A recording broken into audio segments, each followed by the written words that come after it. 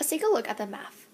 For the sphere, the potential energy at the top is equal to mgh, which is equal to 1/2 mv final squared plus 1/2 inertia,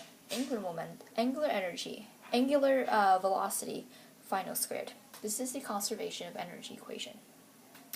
Canceling the mass on both sides. After we replace I with 2/5 mr squared, which is the inertia for the sphere.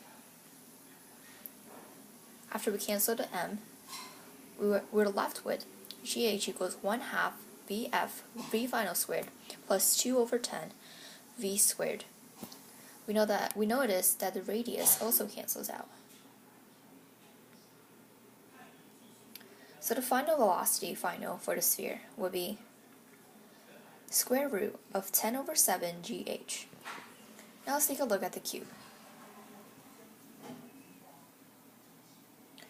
Using this conservation of energy equation, we get mgh is equal to 1/2 mvf squared.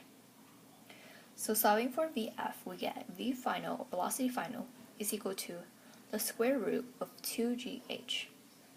If you compare these two values for the final velocity, you know that the square root of 10/7 gh is less than the square root of 2gh. So the cube wins.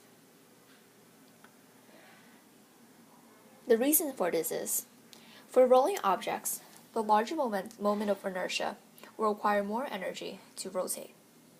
So if the round object has a high moment of inertia, then it will take more potential energy to roll, and thus decrease its translational linear motion. For the cube, it only has linear velocity, so it does not take up any of the potential energy to reach the bottom of the incline.